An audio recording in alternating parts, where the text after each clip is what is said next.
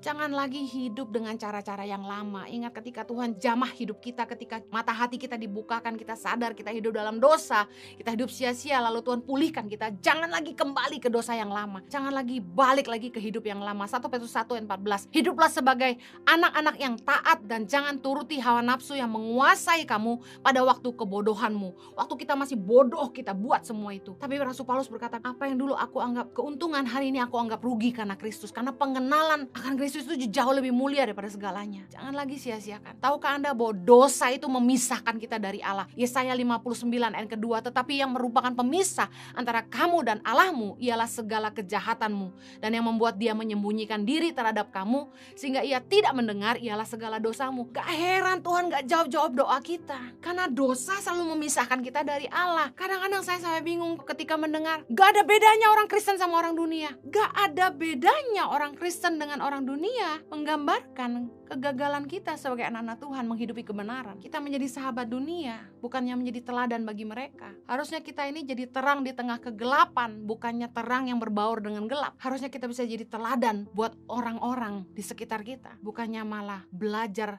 hidup mereka. Galatia 5, mari lihat, uji dirimu sendiri, apakah ini masih engkau lakukan. Perbuatan daging telah nyata, yaitu percabulan, kecemaran, hawa nafsu, penyembahan berhala, sihir, perseteruan, perselisihan, iri hati, amarah, kepentingan diri sendiri, percideraan, roh pemecah, kedengkian, kemabukan, pesta pora, dan sebagainya. Dengar baik, terhadap semuanya itu kuperingatkan kamu seperti yang telah kubuat dahulu, bahwa barang siapa melakukan hal-hal yang demikian, ia tidak akan mendapat bagian dalam kerajaan Allah. Kalau Anda bilang, Bu Heni, selamat itu kasih karunia. Betul, tapi jangan menganggap enteng kasih karunia Tuhan. Kalau kita menyia-nyiakan kasih karunia Allah, jangan salahkan Tuhan. Harusnya hidup kita beda, kita udah tinggalkan semua hal-hal ini, semua yang berbau daging. Loh Bu Heni, kita kan masih hidup dalam daging. Yes, makanya kita masih makan. Makanya kita masih perlu minum obat. Tapi dengar baik, kita tidak perlu ikut cara hidup dunia. Kalau orang bilang gini, orang gereja sama orang dunia sama aja. Kok gereja sama ya kayak dunia ya?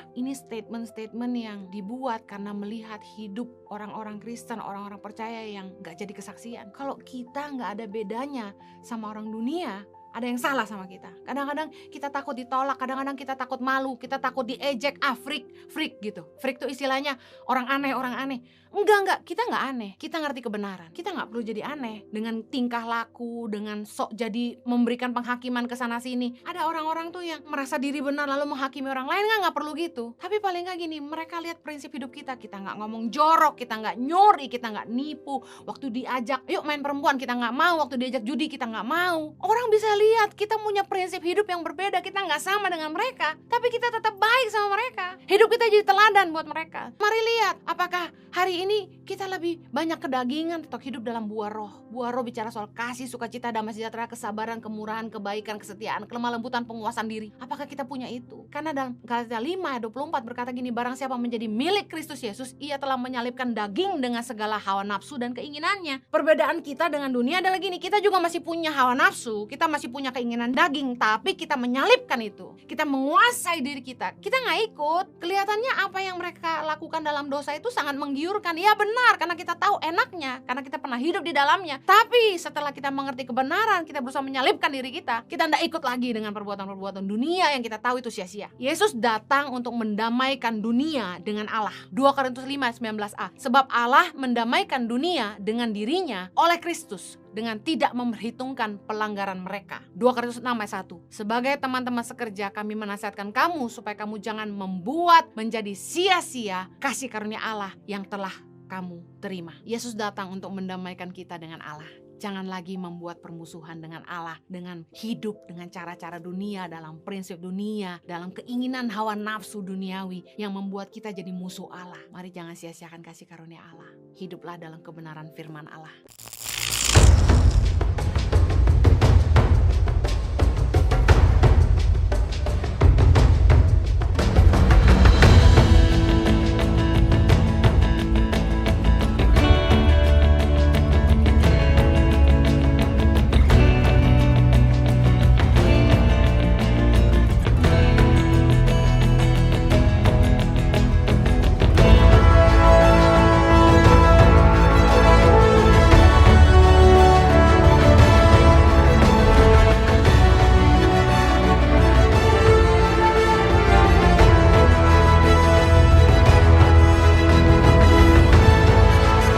Cerita anak pedalaman dalam meraih mimpi dan mengejar cita-cita bersama Tangan Pengharapan.